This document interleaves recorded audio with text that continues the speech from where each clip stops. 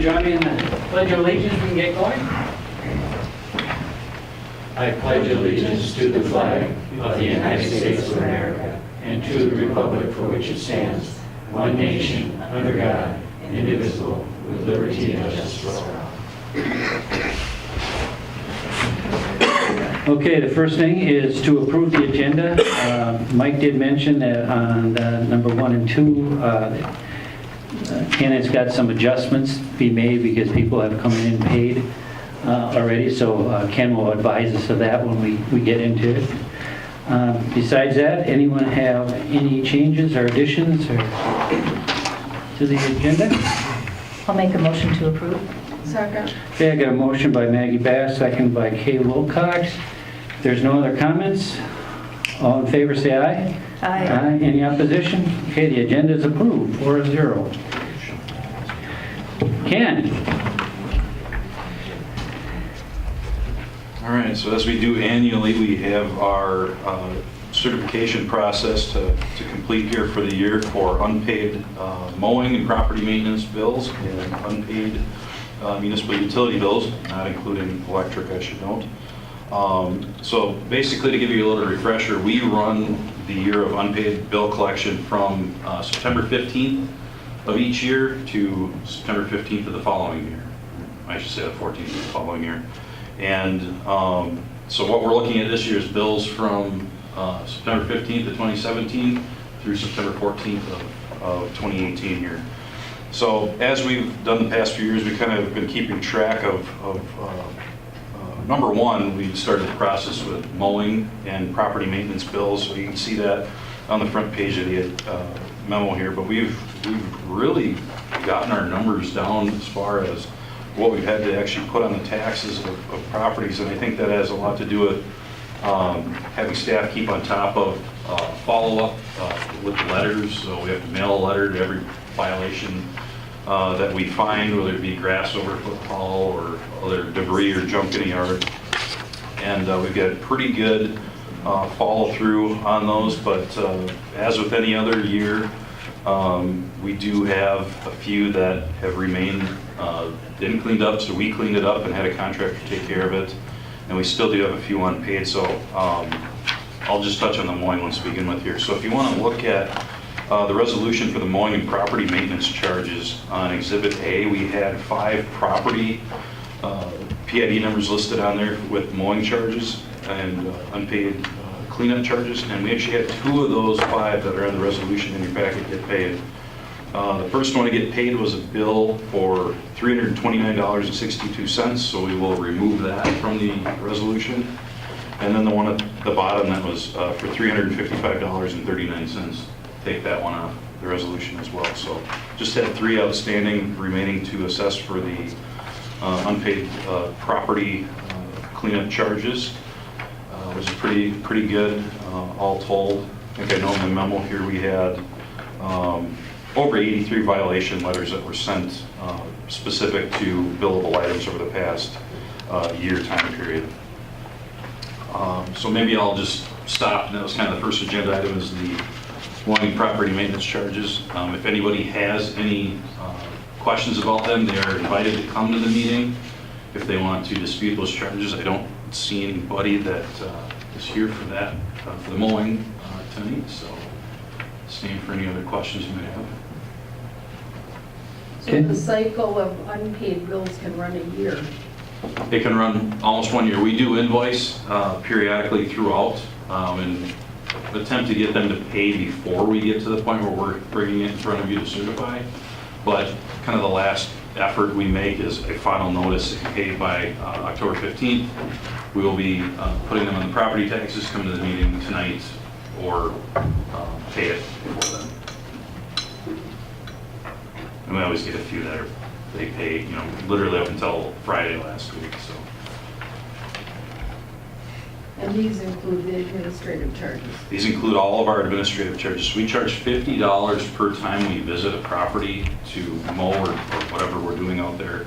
We had a $50 charge on there, obviously to take staff time to call a contractor, to meet with them, and then point out what needs to be cleaned up. So we add that, and then the other amount you see on here is an additional $75 on top of that to cover our recording of the document with the county to certify and then make sure we get paid. And they have to pay these charges back within a 1-year time period.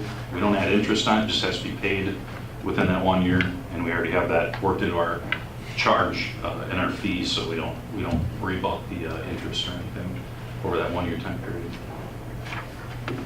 And the county manages that? And then the county certifies that we get a assessment roll back, and these are listed under a special assessment line item specific to, one for property maintenance and another one for utility bills, so we can identify where we're at with that. Okay. Any other questions or comments? If not, I guess I'll look for a motion to approve the mowing and property maintenance charges to the tax roll. So moved. Second. Okay, I got a motion by Dave Brusick, second by Kay Wilcox. Any other comments? Just maybe the motion should say as amended. for Okay. taking those. Is that fine, David? Oh, yeah. Okay, as amended by taking off those two items, which then ends up a total of $1,893.03. So, Correct. okay. Any other comments? Okay, all in favor say aye. Aye. Any opposition? Okay. Next one is the utilities. All right, so for the delinquent municipal utility bill, same process, same time frame. They'll get a notice, obviously they get a monthly bill, but they also get the final notice that we send out on or before September 15th as well, with the final charges for that prior year.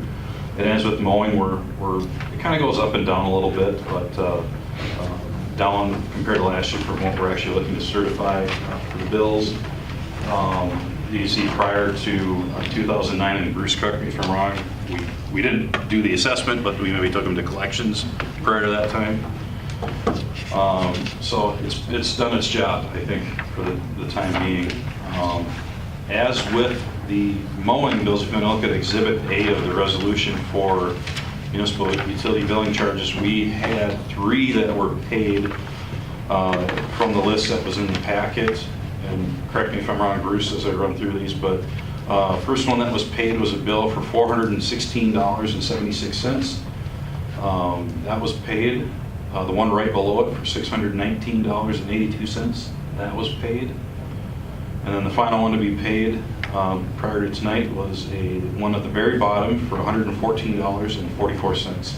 So that should leave $4,323.37.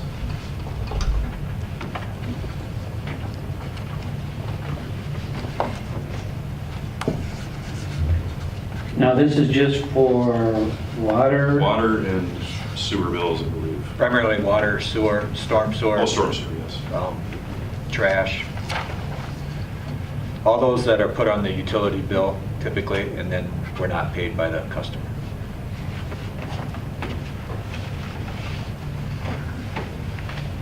Okay. Anyone have any questions or?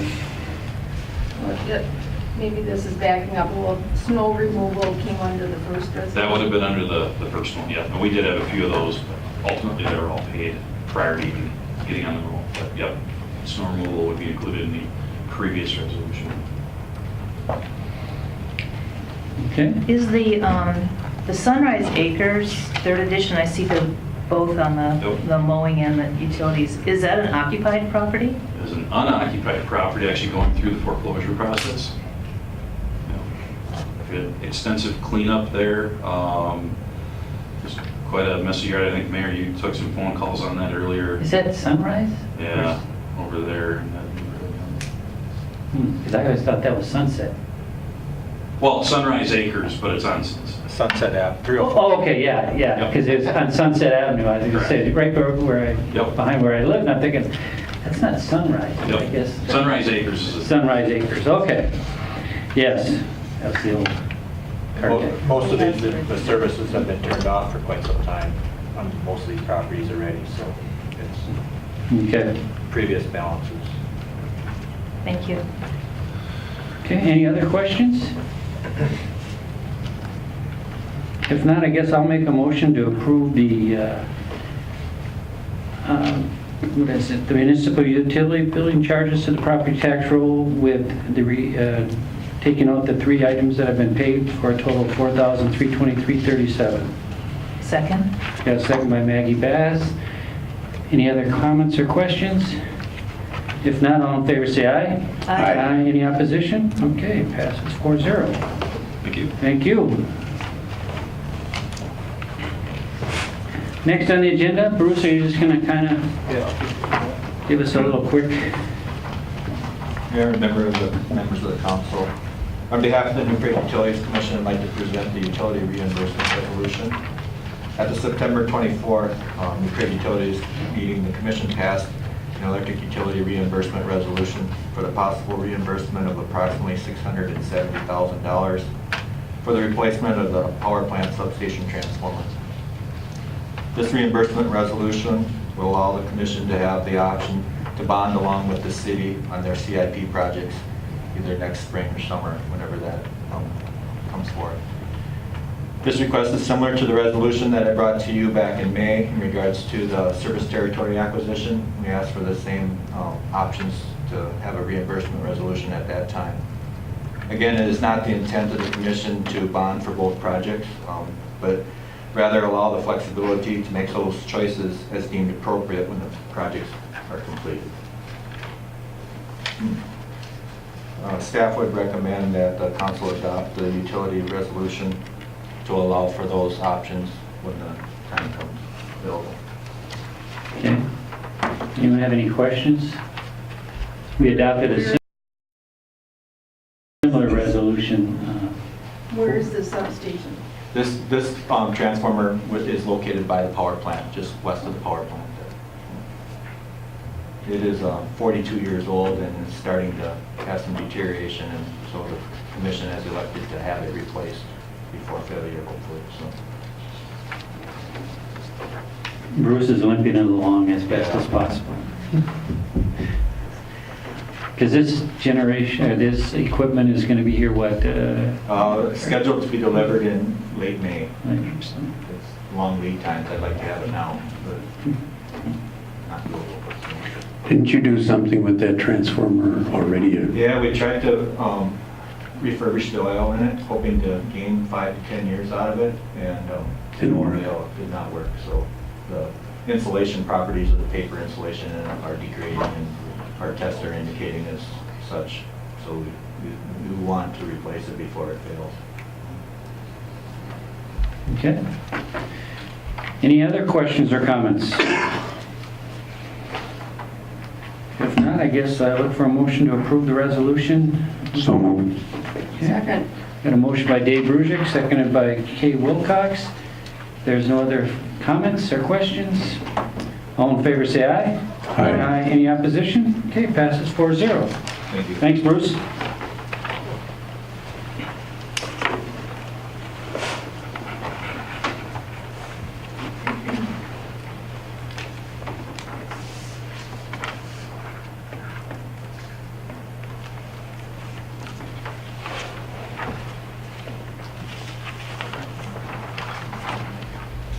Okay, Ken? Next item? Next item on the agenda is the review of the preliminary and final plat of Pond, second edition. The applicant, Mike Weinandt, is actually in the audience here tonight, so if you have any questions for him. So we'll run through a summary for the council here. Again, Mr. Weinandt has applied for the preliminary and final plat approval of what he's named Pond, second edition. It's basically a plat that includes one lot on 2.43 acres of land. And this area being platted includes 0.29 acres of platted land, which is actually Pond addition. It was platted back in 1997. And then additionally, includes 2.14 acres of unplatted land, essentially land that was left over from Care Estates developments number 1 through number 7 that were adjacent to that land in the pond in the corner of Lexington and County 37.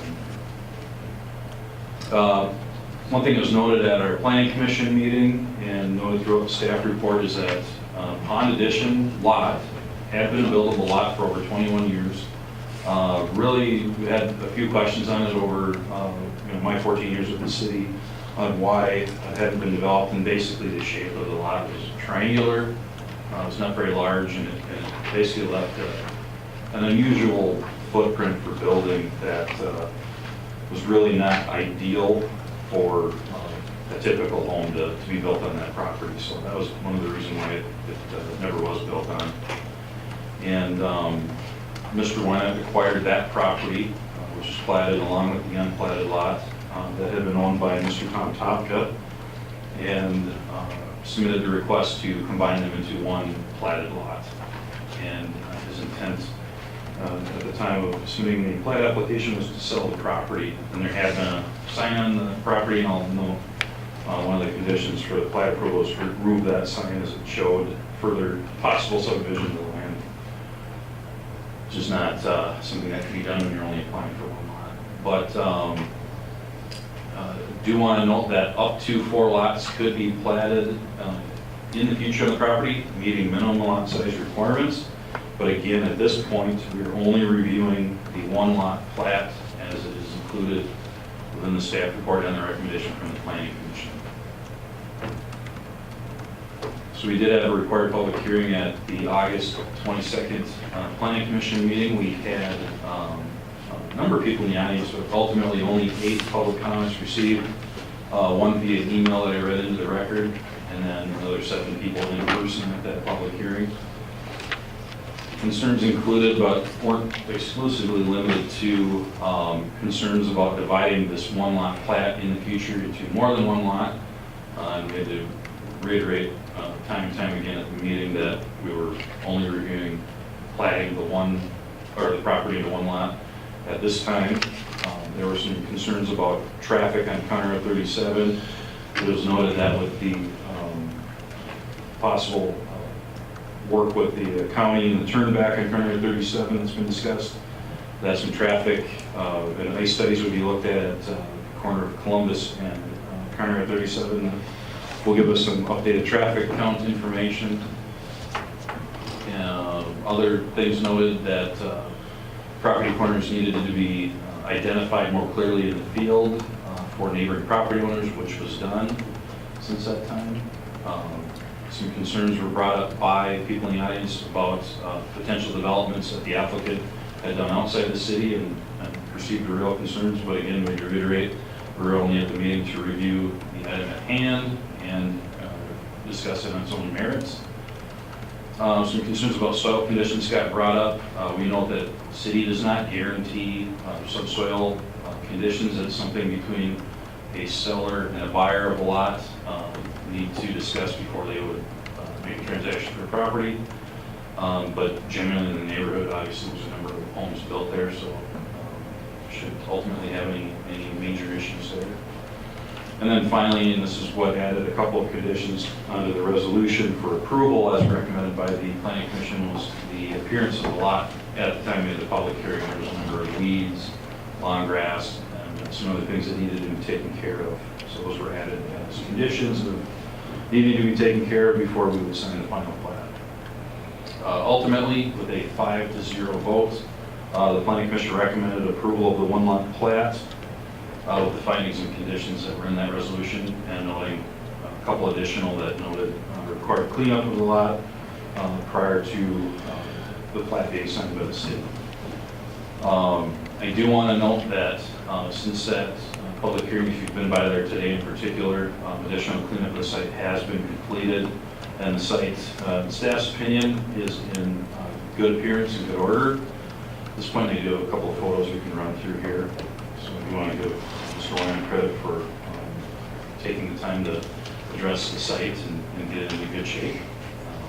Ken, is that a private pond? It is not owned by the city, so it is privately owned. But is there any concerns when you develop that lot or anything about?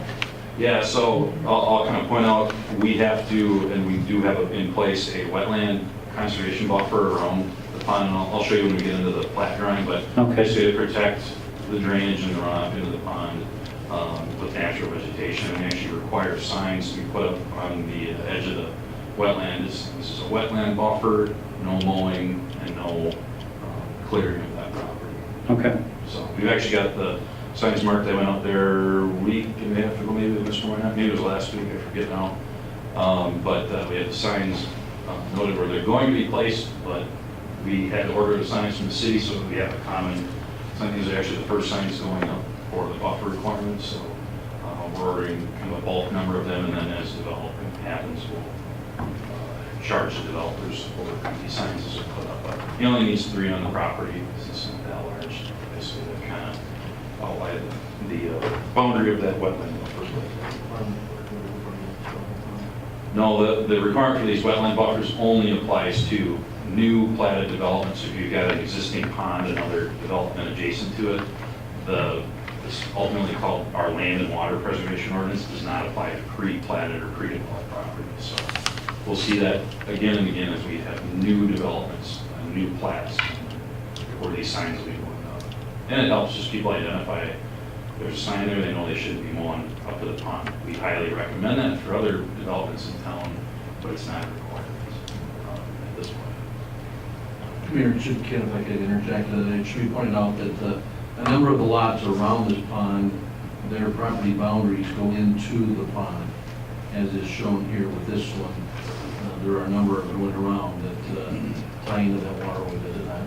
Correct. Pretty much everybody's property in the adjacent area goes into the pond, and there is a drainage and utility easement through those areas of their lots, but it is still privately owned. It was just kind of the way those developments had been done at that time. So to be consistent, that's what we're not looking to take any ownership here. Just keep it as an easement, or in this case, what we call conservation easement, for the conveyance of water that goes through that pond today. It really isn't affected by the one-lot plat. If further development were to take place in this lot, we would require further stormwater review and have our engineer have plans and specifications for that. But again, the one-lot plat does not require any further review for the stormwater conveyance of this one-lot plat. So this is a preliminary plat drawing. If you looked on this drawing, I actually showed this dashed line. That's actually the delineated wetland edge. So the applicant did hire Bolton & Mink to complete the wetland delineation, and that identified the wetland line as shown on the plat. So that was confirmed by the technical evaluation panel at the end of, or actually I should say the middle of September. From that point, our ordinance requires, based on the quality of the wetland, they run through a number of things like habitat quality, wildlife, water quality, different things, and it determined per our ordinance that it required a 35-foot average buffer. And so this will be changed. We've relayed that on to the surveyor to note this from not being a 40-foot buffer, but a 30-foot average buffer. And we had a drawing basically from our engineer to them, and that's where those signs will be placed along that buffer area. So it's very clear that has to be left in a no-mow type of condition. And that basically will cover, Mr. Mayor, the entire buffer area around the wetland, and then the pond and wetland itself will be covered by that. So there'll be one sign on the west property line, one on the east property line near Lexington Avenue, and then another one along kind of the northeast corner on Lexington. So it's a pretty big area that'll be in that conservation easement, protecting that waterway. Ken, go ahead. I'm sorry, I was going to point out to the council's benefit in taking a look at it, pointing out that 35-foot buffer will impact what people have traditionally seen as far as what's been mowed or taken care of along the west edge of Lexington Avenue going north. Yeah, the boulevard will still be mowed. This is on the property line. That will be left in a natural condition. Is that buffer line now denoted by the plastic fence around there? No, that was just silt fence that was put up for some prior grading that was done. If you Okay. go on the site, there are some green, I don't know, garden stakes that are, well, that high. Okay, And that's so what signs are there. in place. basically right at the edge of where some gravel had been put in for the driveway, immediately on the, the north edge of that. And if you just kind of follow that straight along the pond, that's probably the best indicator. I'll point that out on the photos here. Let me back up one slide here. So to give you a little more background, so the entire property, but this little narrowish triangle is what was the previously platted lot that was buildable, but it didn't leave a very nice building pad, I guess I would say. It didn't accommodate a typical house design. So that's why it, in my opinion, hadn't been developed prior to the replat here. It could have. So staff and the planning commission recommend approval with the resolution with 2 conditions and then, or 2 findings and then the 16 conditions in the plat. So I'll run through some photos here. These are actually photos that I'm showing you here that were taken today, which is, in my opinion, a big improvement over what the site had looked like back at the time of the public hearing. This photo is particularly taken from County 37 looking north of the property. This one here is looking south along Lexington, and you get the kind of the edge of the pond here, and start to see kind of the driveway that is being installed. Next photo will show it a little better. So, Dave, to your question, this stake right here is actually where one of the signs will be placed for conservation buffer, and then that will carry all the way across back over to the other corner there. So that driveway will go up to the edge, which is why it's placed exactly where it is here in that location. He had, Mr. Weinandt had previously had that too close to the pond, and he had done some restoration work to remove the driveway as you see here today, which is in the appropriate location. And then some other photos here just of the pond earlier, back in July. And then just another view for everybody. So I do want to point out the buildable area, while kind of narrow, there certainly is buildable area there, and should the applicant or anybody in the future apply for dividing the property into more than this amount in the future, would come back for a full plat review with the planning commission, having a public hearing, and then the council having an opportunity to review that once again, just as you are tonight. So as far as the 1 lot plat, staff and the planning commission are recommending approval. Ken, is that plat still that triangular for that 1 lot? Okay. That's still there today. Once this plat is filed, that will go away. One of the conditions you'll note is that with that prior plat, there were some drainage and utility easements around the perimeter of that triangle-shaped lot. If recommended for approval tonight, as one of the conditions, Mr. Weinandt has to apply for vacation of those prior easements, because replatting doesn't get rid of old easements. So that's a process we would run through within the next month here, should it get approved by council. Okay, no. Didn't want to have them go ahead and do that and then not see approval and have a pending vacation out there for a lot that wouldn't go away. So. No, if I understand this right, he can put a house on any part of that buildable plat right now. Correct. But if he decides not to do that, and he wants to go with more, then we revisit this. Correct, then it would have to be later. platted into more than the 1 lot. Okay. Any other questions or comments? I have to agree that the property looks a lot better than it did a month ago. I'm just wondering, has it been seeded, or will it be seeded? Sunday morning. Okay, good.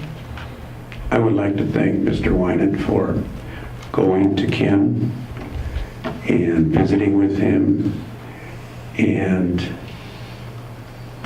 complying with what Ken requested of you. I think that's a vast improvement over some of the issues I have seen in the past. And I'd really encourage you to consult with Ken for anything else you can think of doing with that property. Thank you. Okay. You got any other comments or questions for Ken, or? Okay, if not, I guess I will look for approval on the resolution of the preliminary and final plat of the one lot. So moved. Second? Okay, I got a motion by Dave Brusick, second by Maggie Bass. If there's no other comments, all in favor say aye. Aye. Any opposition? Okay, passes 4-0. Good luck. Okay, next on the agenda is the consent agenda. If anyone has any questions, issues on anything in the consent agenda?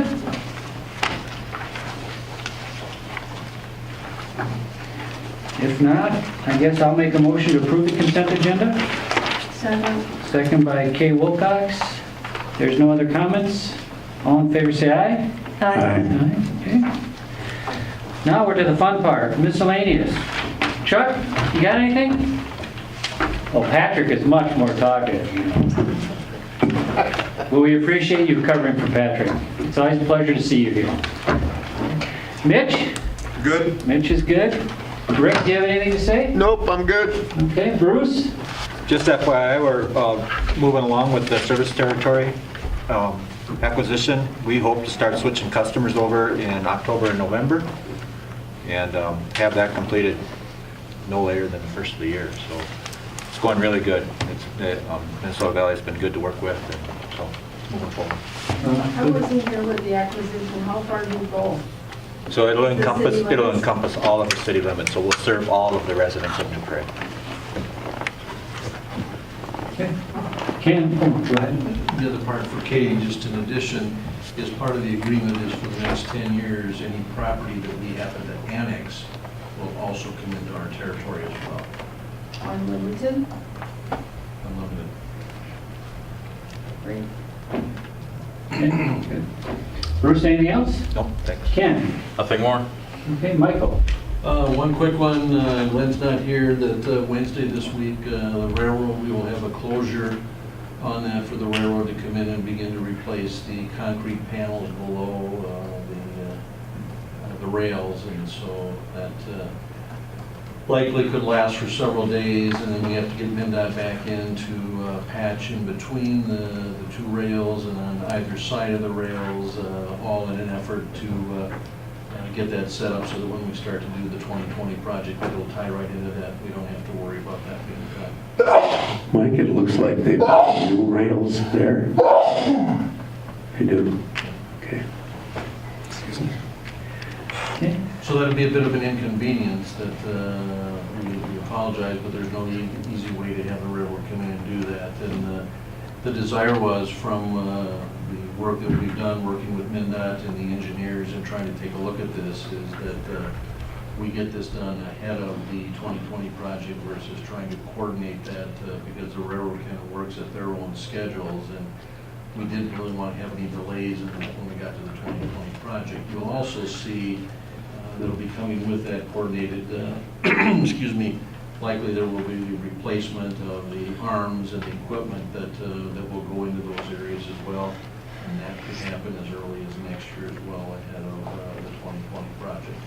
So it's all being designed on both sides to make sure we have pedestrian crossings that are much improved from what we currently have now in the whole entire project. So, Good. Jim provided you with an update and an overview, I believe, after this past weekend on Dojinki, that everything went well, and good coordination, good interaction, and a good community event. Yeah. Weather cooperated nicely at the end there on Friday evening, and Saturday I wasn't here, but it sounded like the sun came out and it was a nice day. Yes, very nice. I think that's probably the biggest crowd for the parade I've ever seen. So. Anything else, Mike? Barb? No. David? Nope. Kay? I have two things. One is a personal problem, and Ken said it's not a big deal. So I'm not going to make an issue of it, but it's cats. I continually have pets, not feral cats, but cats come into my yard and sit under the bird feeder. And I find it so intrusive that people have pets and just let them out and they don't care where they go. So I just called Ken to see if that's a problem for anybody else. and he hasn't Nobody's gotten complained about it, but it is in I won't violation put of it on ordinance. Prague happenings, but It is in violation of ordinance, but We we can't, don't get complaints about it. we can work with our animal control people, and they do have traps that they will set out to deal with problems. well, you know, it's not so much, I don't want to be known as an anti-cat person, but I think if you're going to let them out, you be with them. Some cities have ordinances where they have to be on a leash, and in the old days, we couldn't regulate cats, but I do notice that some cities have that ordinance. And then the other one is, I think there's been about 12 cities in Minnesota that passed tobacco laws that will raise the purchase price to 21 years old. And I just wanted to toss that out there to see if any of the other council members, what your opinion is on that. Yeah, I tried it.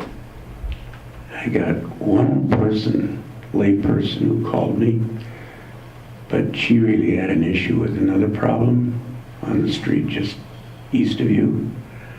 So I wrote to all the professionals in town, got one response.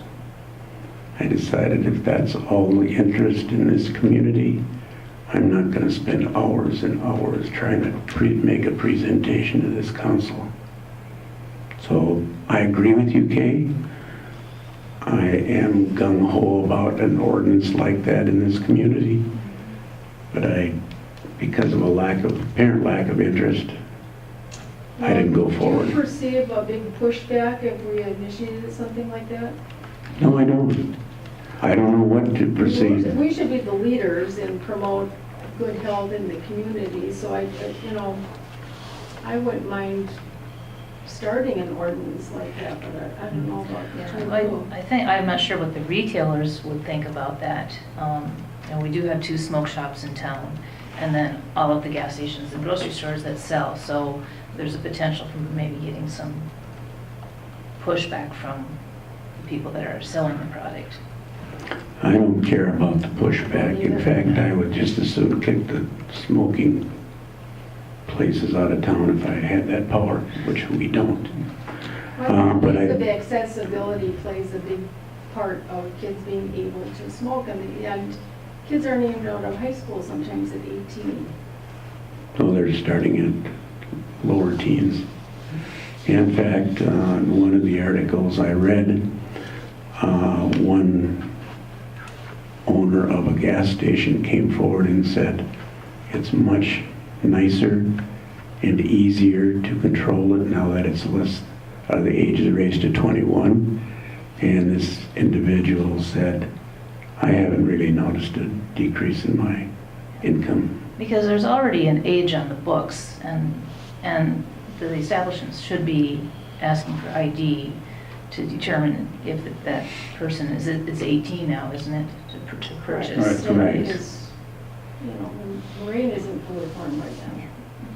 Well, I think if you can vote and you can go to war and protect our country, you should be able to have other rights as an 18-year-old. And I don't like smoking. I think it's very devastating. And I know a lot of other cities have changed the age to 21.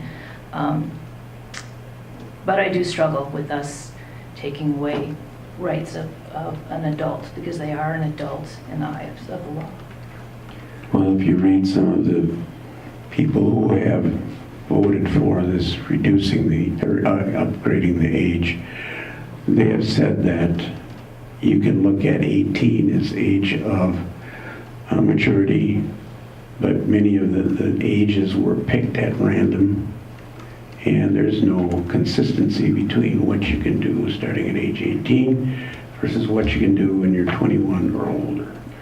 So, looking at Kay's statement, I totally agree that the brain is not fully formed.